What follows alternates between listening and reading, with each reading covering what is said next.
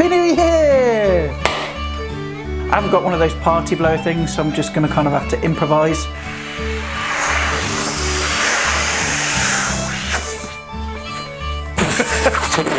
Ridiculous.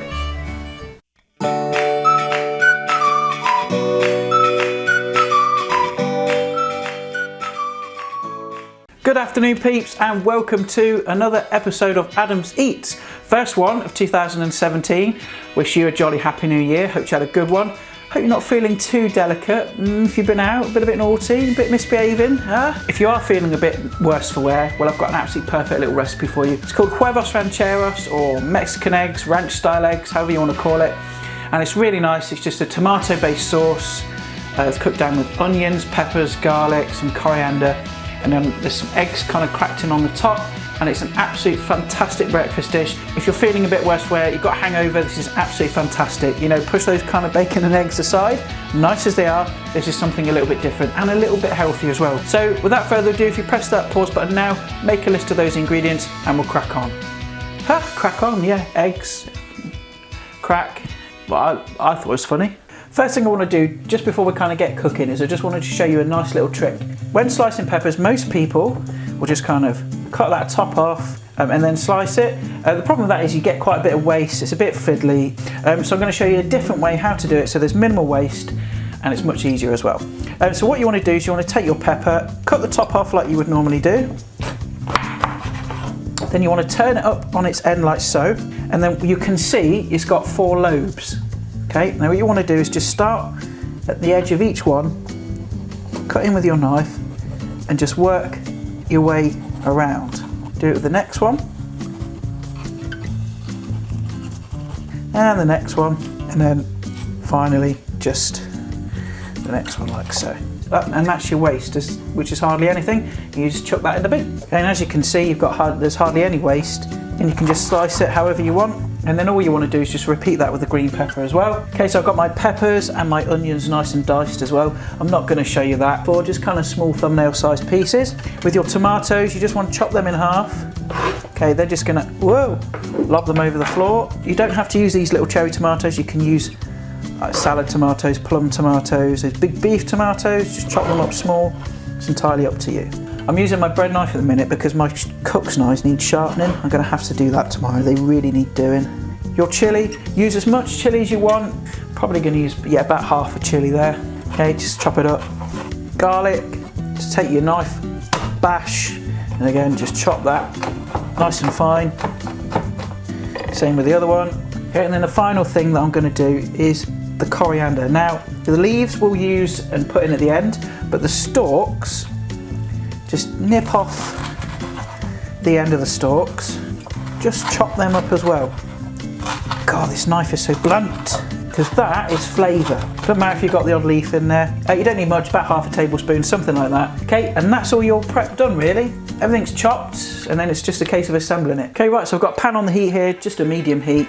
Medium to low, I say. Get in some olive oil, just a trickle, and then you want to get in your onions and your peppers. Now you want to cook this for about 5, 10, maybe 15 minutes on a nice low to medium heat until these onions and the peppers have gone nice and soft. Okay, not browned, nice and soft, so the onions are kind of translucent. Okay, so after about 5, 10 minutes you can see onions have gone nice and soft, the peppers are starting to go soft as well. Now you want to get in your tomato puree. It's important that you do that because if you just add it in with all the liquid, it's going to taste bitter. Okay, you don't need long, just a couple of minutes just to take the rawness out of that puree. Add in the bay leaves, coriander stalks, garlic, chilli, and your fresh tomatoes as well. Also, if you're using tomatoes that have got a vine, just scrunch that up in your hand a bit and smell it. What does it smell of? Tomatoes. Well, that's flavour as well, so chuck that in as well. We'll fish it out at the end. And then lastly, your paprika. Just give that a thorough mix. Okay, it's quite dry at this point, but we're going to add some liquid in a moment. Just for a couple of minutes again, just so you can take the rawness out of that garlic. Now add in your chopped tomatoes. And then you want to fill the can that you got the tomatoes from. Fill it about halfway with water, and then add that as well. Give that a mix. Pinch of salt, pepper.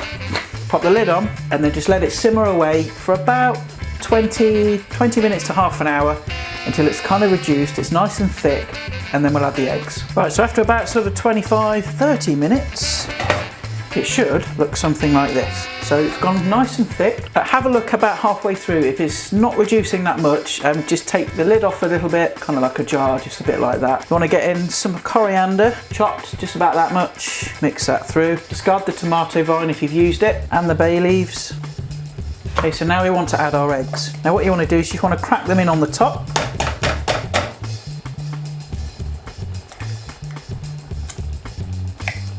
Okay, and then you want to put your lid back on. Now it's important, if you don't have a lid, you can also use a plate or something like that, but pop your lid on, and then that'll kind of bathe the top of the eggs. It'll create steam and it'll set the eggs. So just cook them for about a couple of minutes, 3-4 minutes maybe, until those eggs are nice and set and the yolks are still running. Okay, so once your eggs are nice and set, the way to tell that is you just simply press the yolks. You should feel a little bit of resistance. They should feel also kind of, you know that if you put your finger in, yolk's going to come out.